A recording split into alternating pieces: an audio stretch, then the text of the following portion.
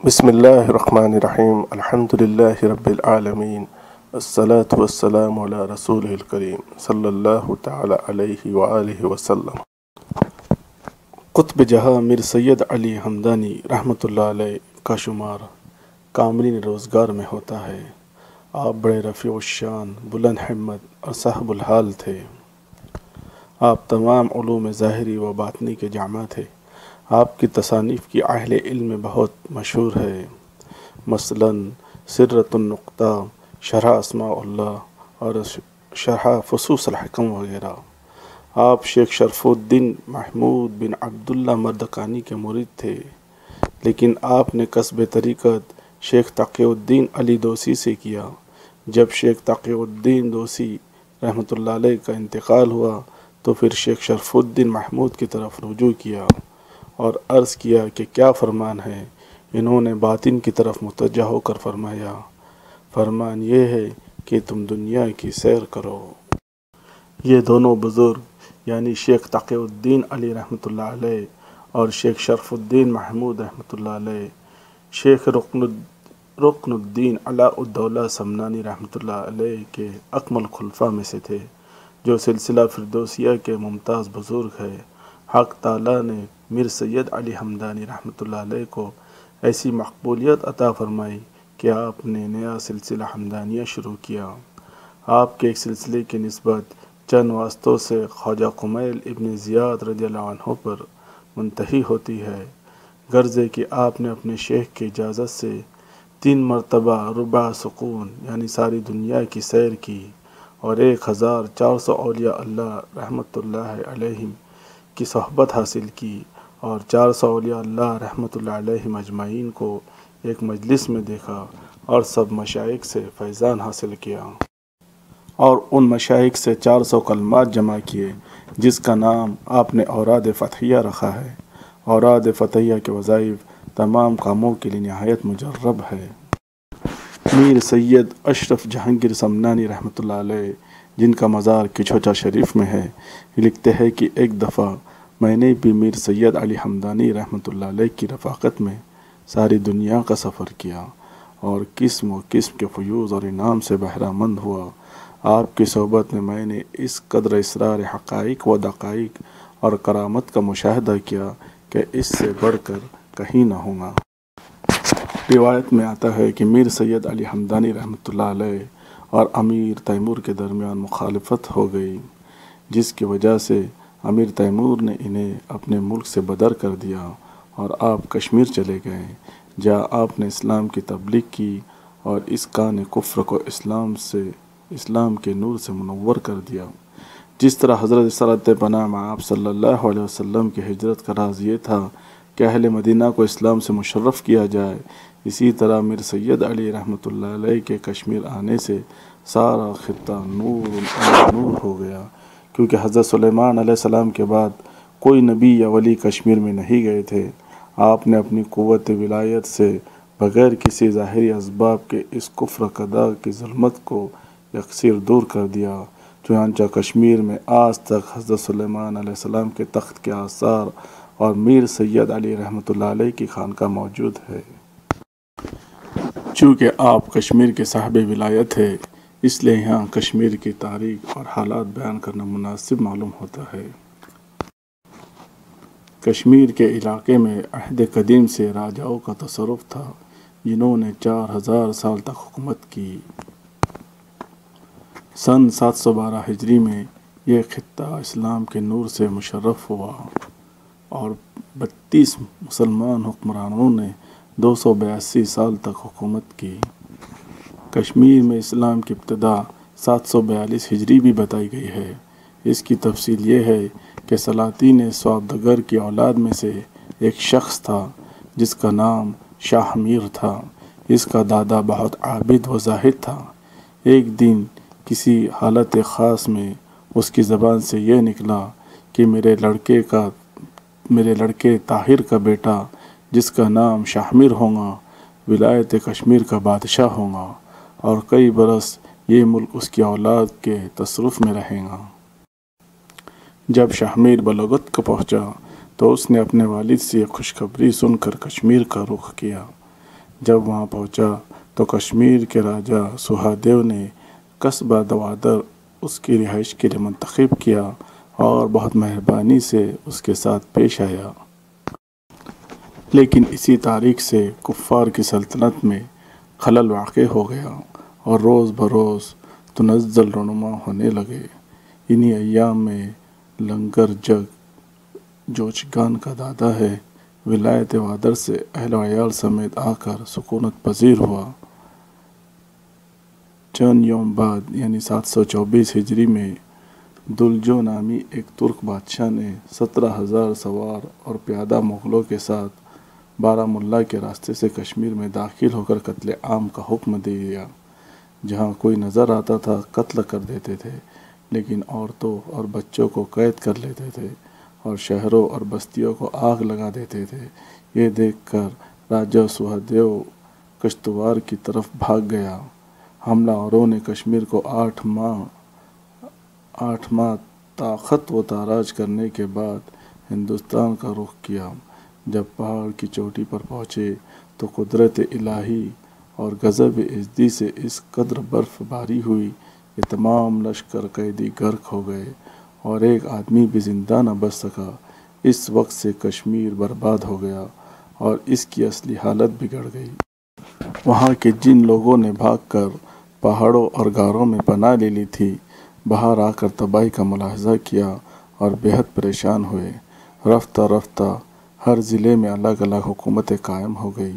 اس کے بعد زنجو نامی ایک شخص جو جندہ نسل سے تھا، پرگنہ لالہ میں لشکر جمع کر کے آہستہ آہستہ کشمیر کا بادشاہ ہو گیا اور شاہ میر مذکور کو اپنا پیش دست مقرر کیا۔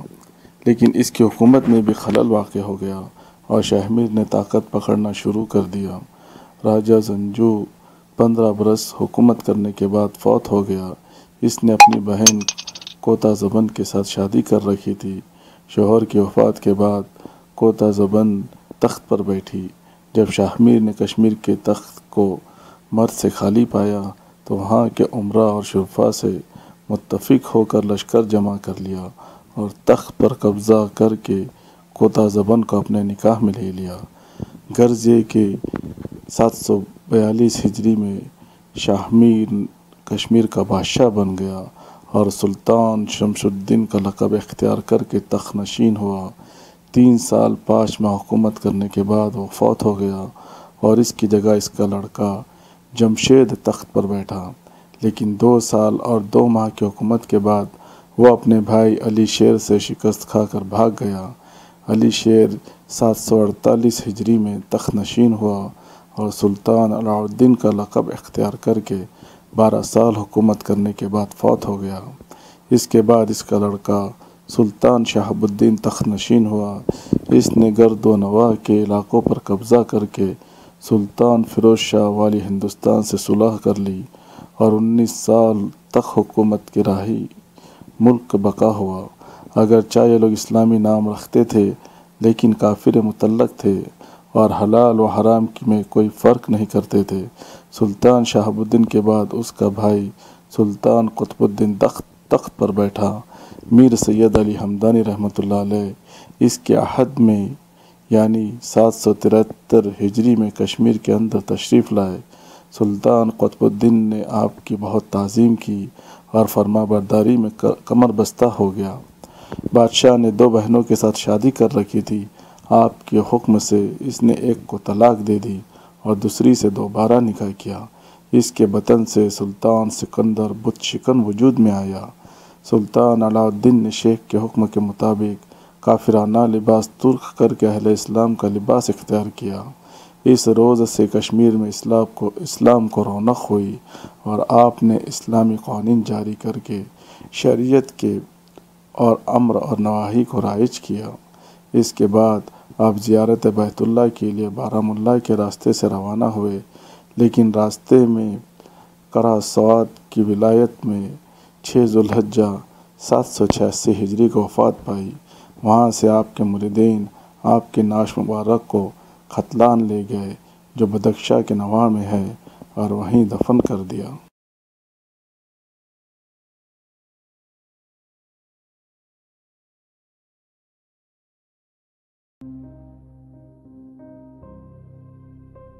وادی کشمیر میں اسلام کی بہاریں لانے کا صحرا حضرت علی ثانی شاہ ہمدان امیر کبیر سید علی ہمدانی رحمت اللہ علیہ کے سر جاتا ہے۔ آپ کو کشمیر میں علی ثانی اور بانی مسلمانی کے القاب سے یاد کیا جاتا ہے۔ آپ کا خاندان اصل میں ہمدان ایران کا رہنے والا تھا، لیکن آپ کے والد سید شہاب الدین محمد رحمت اللہ علیہ وسط ایشیا جمہوریت تاجکستان کے علاقہ ختلان کے قصبہ کولاب میں آباد تھے۔ آپ نے وہیں تعلیم و تربیت پائی اور پھر مشہور صوفی بزرگ شیخ شریف الدین محمود مزدقانی کے مرید ہو گئے۔ حضرت علی ثانی امیر کبیر سید علی ہمدانی رحمت اللہ علیہ 12 رجب 714 ہجری میں سید شہاب الدین اور سیدہ فاطمہ کے یہاں ایران کے تاریخی شہر ہمدان میں تولد ہوئے۔ آپ کا سلسلہ نسب والد کی طرف سے سیدنا امام حسین رضی اللہ تعالی عنہ سے اور والدہ کی طرف سے سیدنا امام حسن رضی اللہ تعالی سے ملتا ہے۔ آپ نجیب الطرفین سید ہیں اور آپ کا خاندان 200 سال سے ہمدان میں آباد تھا۔ آپ اپنی مرشد کی ہدایت کے مطابق تبلیغی سفروں پر روانہ ہوئے۔ اوائلی ملکوں کے دورے کے بعد 774 ہجری بمطابق 1372 عیسوی میں کشمیر تشریف لائے۔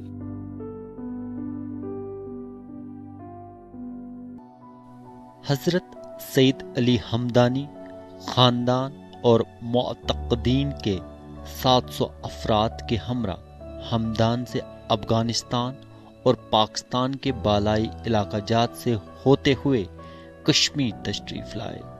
ایک روایت کے مطابق آپ ایک سرے سے کشمیر میں داخل ہوئے اور دوسرے سرے سے نکل گئے۔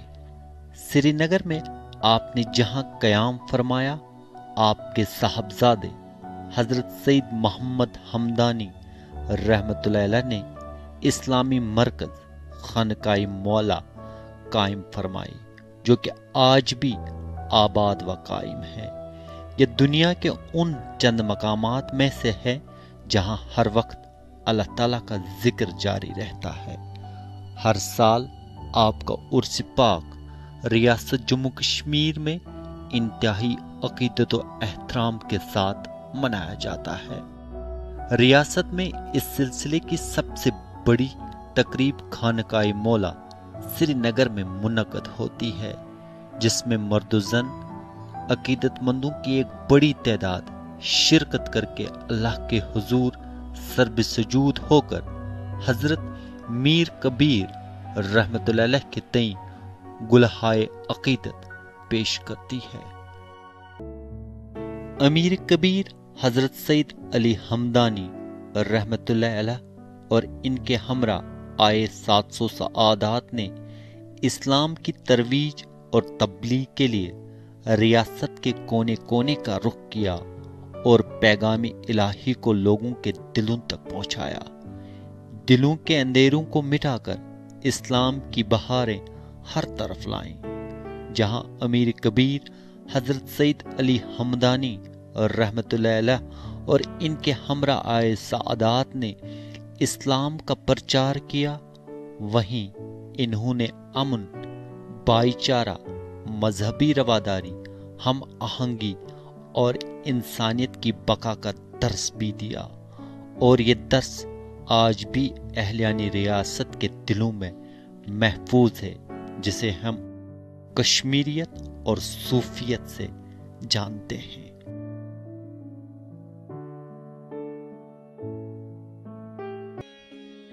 محسن کشمیر امیر کبیر حضرت سید علی ہمدانی رحمت اللہ علیہ 3 مرتبہ وارد کشمیر ہوئے۔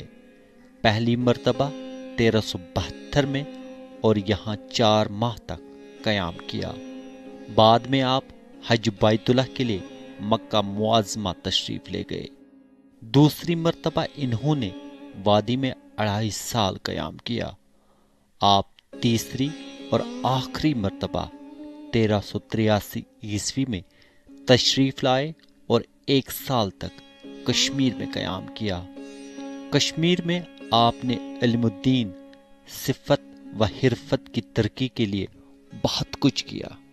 سب سے اہم بات یہ ہے کہ لگ بھگ 700 سال گزر جانے کے باوجود آج بھی ان کا اوراد شریف مساجد اور خانقاہوں میں بلند آواز کے ساتھ پڑھا جاتا ہے۔ آپ نے یہاں کے لوگوں کو صنعت حرفت کی طرف بھی مائل کر دیا۔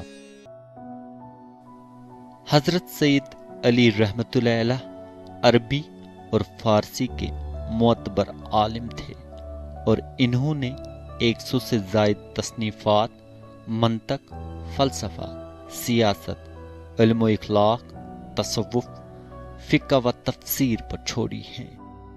شاہ ہمدان ایک باصفا صوفی اور پاک باز عارف صاحب نظر ولی تھے۔ آپ کے پاس کمالات کا خزانہ تھا جس کے طفیل آج بھی اہلیان کشمیر فیض یاب ہوتے ہیں۔ حاجت مند انکساری کے ساتھ آپ کی قیام گاہ یعنی خانقاہ مولا پر عقیدے کے ساتھ حاضری دیتے ہیں اور انہیں نہ صرف سکون قلب بلکہ روحانیت بھی حاصل ہوتی ہے۔ کشمیر کی نئی پود خاص طور پر اس دربار میں حاضری دیتی ہے اور ان ولی کامل کے تئیں والہانہ عقیدہ رکھتی ہے۔